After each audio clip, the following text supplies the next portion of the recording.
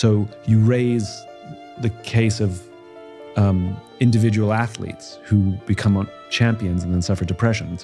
Stephen just brought up something genuinely strange. Israel Adesanya winning the UFC title and being depressed the very next day. Simon takes that and runs with it. And the first names out of his mouth are two of the most decorated athletes on the planet. Fairly common story.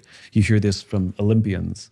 Michael Phelps becomes the most medaled, Olympian of all time, immediately suffers depression. Andre Agassi becomes the most storied, tennis player of all time, immediately becomes depressed. And what I've learned from talking to some of these particularly athletes, but I think it happens in the business world as well, which is from a very young age, they set themselves a goal that, in my words, would be a very selfish goal. I want to be the best at X, the best tennis player, the best golfer, the best whatever. And the way Olympians put it, which I get a kick out of, is I want to win the Olympics. I'm like, well, no one wins the Olympics.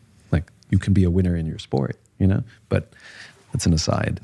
But their entire lives from pretty young ages, every decision they're making is to help them advance this finite goal. And all of their relationships are, can you help me achieve my goal, right? And if you can no longer help me achieve my goal, I don't need you anymore as a coach or even a friend.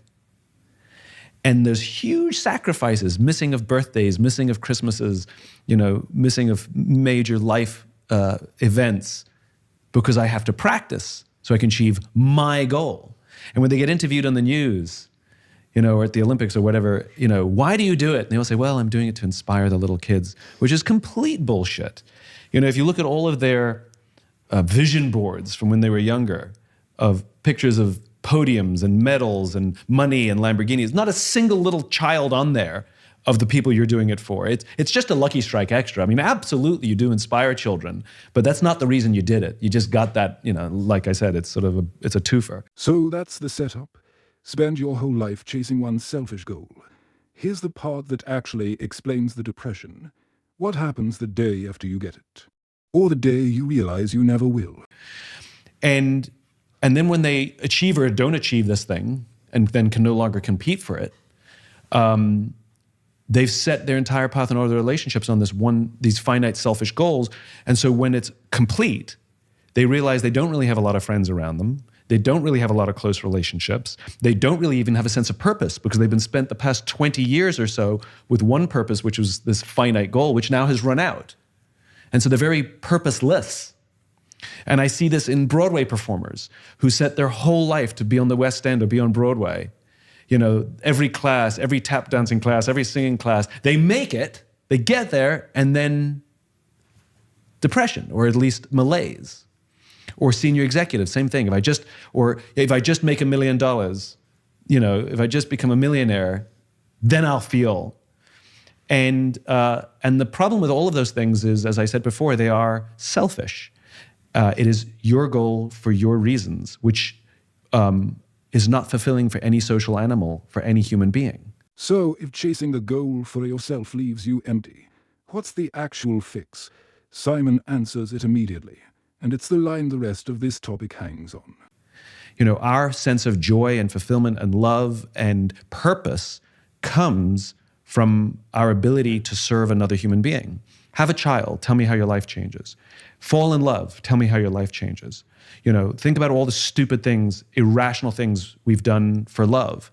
We get on planes and travel around the world just to say, I love you.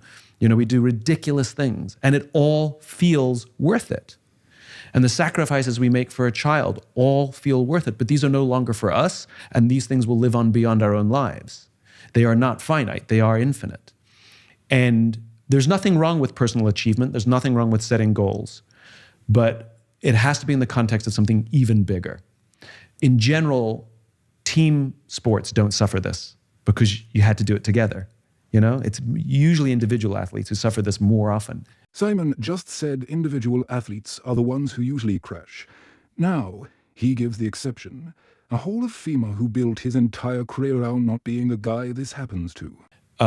And so there's one of the athletes I would point to is a guy by the name of Curtis Martin. Curtis is a Hall of Fame NFL footballer. And he only started playing football basically to stay out of trouble. He did it as a favor to his mom, just so he wouldn't get into, he grew up in a really bad neighborhood in Philadelphia. And basically kept him out of trouble. And it turns out he was really good at it. And when he realized he was good at it, he realized that by being good at something, it will give him the power to actually give back later. And he made this realization, especially when he went to college on scholarship and then made it to the NFL. He realized the better he was at the sport, it wasn't about propelling his own career. It was about when he leaves this career, he has a platform that will be bigger than the platform he has now.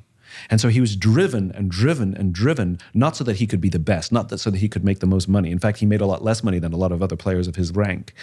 Not that he could be rich or famous or any of these things. He did it so that he could build his platform so that he could give back later.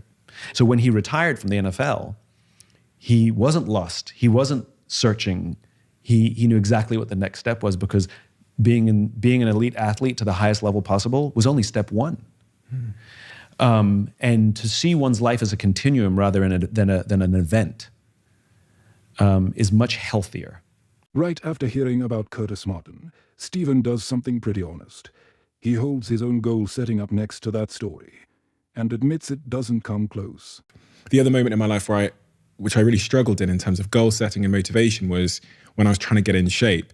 And in like 2017, I said to myself, I want to get a 6-pack for summer. That's the goal I set myself. Really, what I was trying to find a way to stay fit forever, but I set myself this goal of getting a 6-pack in summer. That was my thing. And then every single year, my motivation would only last for like 4 or 5 months. And I couldn't crack how people are continually motivated to work out. Last one on this topic, and it brings the whole thing back down to earth. After all the Olympic champions and Hall of Famers, Simon gives an example that's almost embarrassingly small, and that's exactly the point. I'll give you one then. So I do think about this, and I thought about this last night when I was in the gym, was in part, I think I work out because I want to be healthy and in shape for my girlfriend.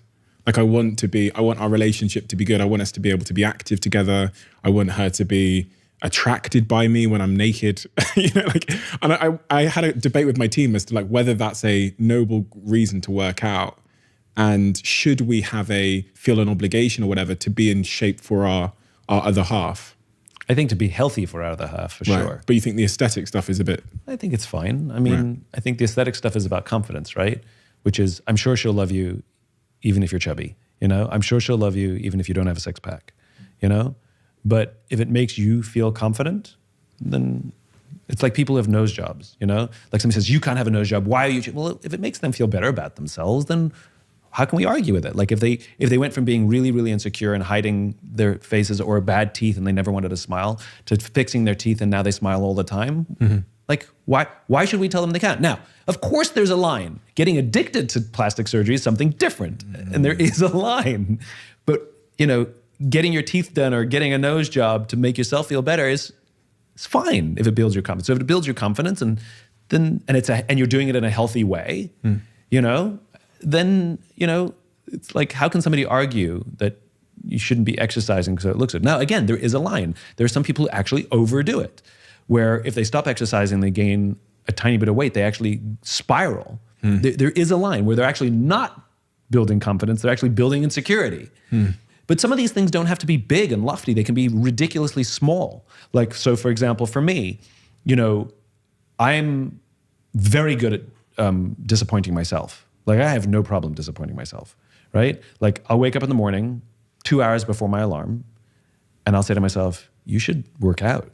Like you're up super early, you've got a busy day and you just got an extra 2 hours. You could like use 30 minutes of that to work out. Get out of bed. I'm like, nah, I'll sit in bed for 2 hours and just like read the newspaper and play Wordle,